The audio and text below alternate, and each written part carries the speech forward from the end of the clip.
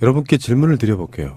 개성공단은 어떻게 돼야 될까요? 개성공단이 닫힌 지 딱 1년 됐거든요. 개성공단은 어떻게 돼야 됩니까? 물론 여러분들께 물으면 답은 다 똑같겠지. 다시 열어야 된다. 지금 즉시 그것도. 네. 근데 지금 아직도 반대하고 있는 박근혜 정부 초대 통일부 장관은 열어야 된다고 지금 주장하고 있어요. 그 사람조차. 네. 근데 현재 통일부는 그렇게 말하죠. 이게 거짓말이라는 거야. 일단 유엔 제재 중에 공단 재가동 때는 결의 위반 논란돼. 요 말이 거짓말입니다. 네, 유엔 제재 사항이 아니야. 이건 박근혜가 일방적으로 이걸 닫은 거거든요. 그래서 그게 그러니까 예를 들면 이게 거짓말이라는 게 이런 거야. 유엔 제재 중에 공단 재사용 때는 결의 위반입니다도 아니야. 논란대라고 말하면서 애들러 나가는 거거든요. 논란이 될 것이 없는 것이 유엔 제재 사항이 아닌데 개성공단을 만들어진 달러 북한의 핵을 만드는 데 사용됐다는 증거가 없는데 그러니까 이 비열한 놈들이에요. 박근혜가 독단적으로 아무 이유도 없이 거기다가 최순실 게이트를 집어넣으면 최순실이 이러저러한 이유로 이걸 했다고 하는 것이 뻔히 드러났음에도 불구하고 유엔 제재를 핑계를 대가지고 논란된데 거짓말인 게 뒤에 드러나잖아요. 야, 우리가 이렇게 해서 개성공단을 다시 재가동을 시키면 논란이 될 수 있어? 이렇게 말하는 게 논란이 되는 거죠. 에휴.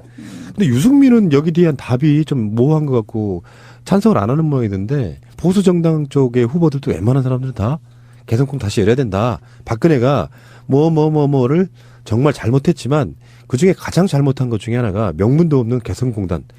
어떤 일이 있어도 개성공단은 닫으면 안 되라고 자기가 서약했던 사업이 개성공단 사업이잖아요. 박근혜가 직접 했잖아요. 어떠한 일이 있어도 개성공단 닫지 말자 우리. 그래놓고 지가 닫아버렸던 사건이거든요. 이 개성공단에 관련해서는 앞으로 대권 안에서 상당히 이슈가 될 부분이긴 한데 사실 친박계를 제외한 나머지 모든 후보들은 거의 뭐 다시 열어서 유지를 시켜야 되지 않는 쪽으로 얘기를 하고 있어요. 남경필이도 그렇게 얘기하고 있을 정도니까. 그렇기 때문에 저는 곧 어떠한 형태든지 지금 있는 정부가 물러나게 되면 이제 개성공단 다시 시작될 수 있을 거라고 봅니다. 저는. 근데 단순하게 개성공단이 재가동되는 것만으로는 부족하다는 거죠. 제2, 제3의 개성공단들이 꾸준히 확산될 수 있는 여지를 만들어야 됩니다. 현재 들어가 있는 개성공단에도 현재 부지가 지금 들어가 있는 업체들이 한 5배 이상이 들어갈 수 있는 영유 부지가 있다 그래요. 그러니까 개성공단 안에만 지금 있는 기업들이 다시 재가동을 시작하게 되면 그보다 한 5배 넘는 추가 기업들이 들어갈 수 있는 여력이 있다는 얘기거든요.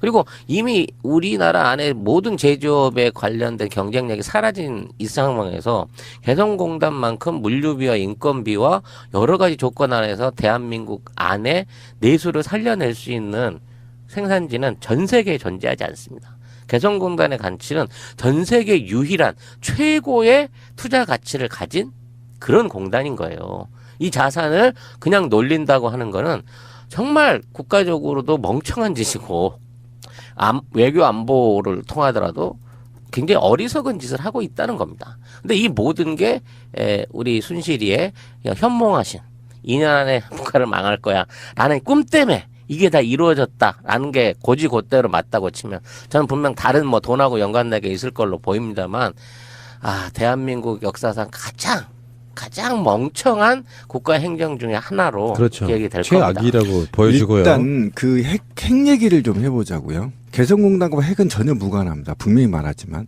북한에는요 우라늄 매장량이 전 세계 우라늄 매장량보다 더 많습니다. 그것도 양질의. 이건 팩트예요. 여러분들이 찾아보셔도 금방 나옵니다. 그러니까 핵 폭탄을 만들고 싶으면 얼마든지 만들 수 있어요, 북한은. 네, 재처리 시설만 있으면. 이해가시죠? 그러니까 돈이 우리처럼 우라늄을 가서 사와야 되는 게 아니에요, 외국에서. 그러면 사오는 것 자체가 이제 국제법 위반인데 굉장히 어렵습니다, 거래가. 근데 북한은 그냥 땅만 파면 나와. 그러니까 재처리 시설만 있으면 무조건 막 폭탄을 만들어내.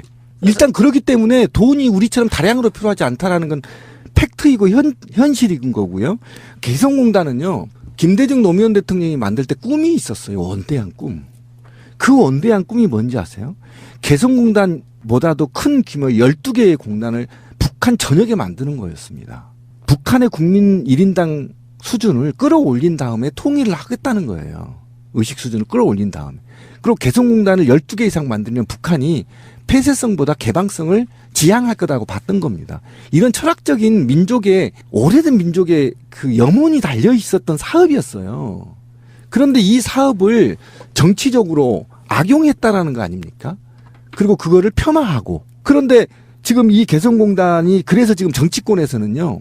특별법을 만든다고 지금 얘기를 하고 있는 겁니다. 어떤 거냐면 앞으로 개성공단이 다시 열리면 어떤 경우에라도 정치적으로 악용 못하게 법으로 막겠다는 거예요. 지금 여기까지 지금 발전해 가고 있는 거거든요. 그만큼 우리 기업들에 대한 아까 찌라시님이 다른 에피에서도 엄청난 블루오션이라고 얘기했잖아요. 우리가 40년 동안 먹고 살 수 있는 블루오션이 북한에 있단 말이에요. 아무 걱정 안 해도 돼. 삼성이 개짓을 해도 현대가 개짓을 해도 우리끼리만 해도 40년을 먹고 산대잖아. 그게 지금 북한에 있어. 그런데 가지 말아야 돼요? 지금 당장 열어야 된다고 생각합니다. 지금 이 최순실의 악독한 개성공단 관련된 거에 추정되는 개성공단 공작에 추정되는 사람이 하나 있습니다. 이 베트남 대사인데요. 베트남 대사 이식기하고 최 씨 측근에 있는 모 기업인이 2015년 11월에 베트남에 공단을 만들겠다고 발표를 합니다. 그리고 2016년 2월 달에 개성공단이 폐쇄가 돼요. 그리고 4월 달에 그 폐쇄된 개성공단 임직원들을 그 공단에서 초청을 합니다. 만일 지금 최순실 사태가 닫혀진 상태에서 그대로 밀고 들어갔다고 하면 우리나라 사람들 돈 이렇게 얹어주면서 그리 가서 집단 이주하라고 했을 가능성이 큽니다. 이게 딱 그림이 그려지잖아. 버마랑 똑같은 거야. 버마에서 있었던 일이랑 똑같네요. 거기서 뭔가 일을 저지를 때는 항상 대사부터 바꾸잖아. 베트남 대사도 꽂은 거란 말이야, 순실이가. 그러니까 저는 여기에 분명히 순실이가 경제적인 목적을 위해서 그렇지. 개성공단을 닫고 베트남 공단 쪽으로 몰고 가려고 했을 것 같다라는 확실한 추정을 저는 해볼 수가 있는 겁니다. 그러네요. 그 부분은 지금 현재는 비약일 수밖에 없어요. 그게 단순하게 개성공단이 만들어진 게 민주정부 때 수도 없이 오랜 시간 동안 다 지어놨던 게 있기 때문에 박근혜 임기 기간 내에 그게 가능하다. 저는 그렇게는 보지는 않고 보니까 그렇게도 보일 수 있다라는 것까지는 인정해드리고요. 지금 현재 성장률이나 이런 걸 보면요. 한국이 성장률 자체는 국가를 그대로 내버려 두면 어느 정도는 굴러가요. 어떤 정권이 유능해서가 아니라 굴러가는데 성장률 자체가 2점대 초반 이 정도로만 되면 이 잠재 성장률이 사실상은 마이너스인 상태로 가고 있는 거라. 그러니까 우리가 성장과 분배 이야기하지만 분배를 늘림으로써 성장을 키우는 방법도 있잖아요. 성장과 분배는 대치되는 개념은 사실 아니야. 그렇죠. 근데 그 성장이 너무 저하가 되면 기본적으로 경제 자체가 움츠러들어서 확장성이 떨어지는 그런 문제가 생기는 거거든요.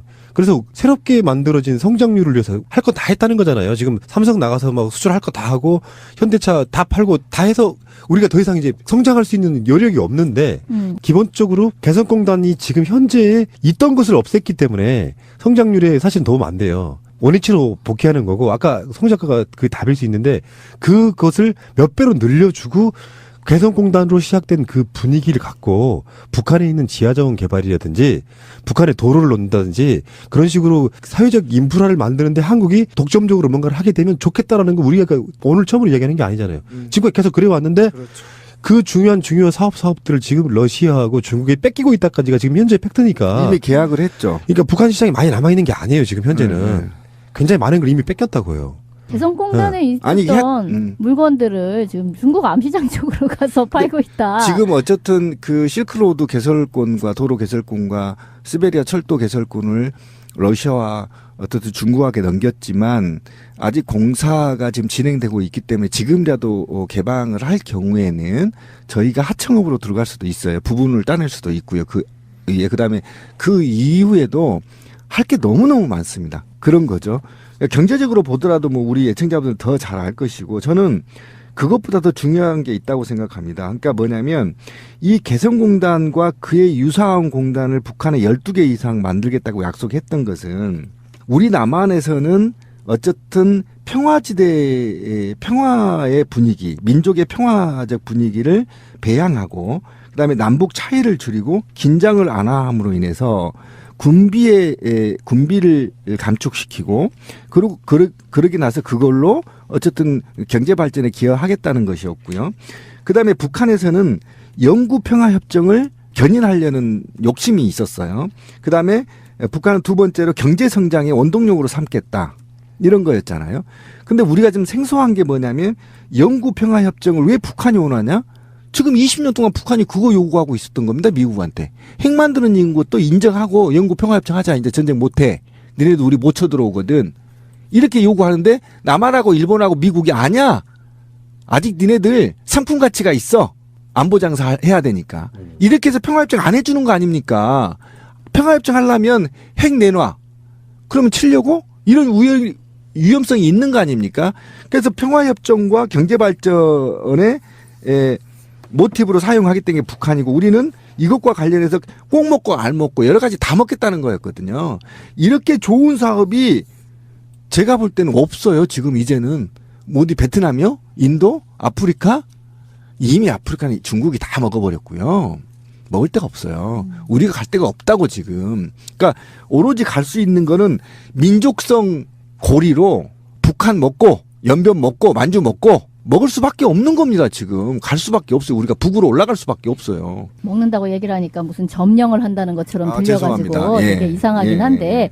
어떤 그런 협력의 과정을 통해서 그거를 하나의 경제 발전의 모티브로 삼는 건 매우 중요하고 지금 무슨 아까 베트남 또는 무슨 버마 이런 식으로 이제 이를테면 개척을 하겠다라는 뭐 그 취지 자체는 좋을 수도 있어요. 근데 바로 코앞에 개성공단 같이 좋은 입점 위치에다가 플러스 그 사람들의 어떤 양질의 노동력 이런 것을 빼고 공연히 베트남이니 버마니 이렇게 자리 털을 그쪽으로 잡겠다라는 이야기는 정말 또 중간에서 이것을 꿍쳐먹겠다라는 것이 너무나 뻔히 보이는 거죠.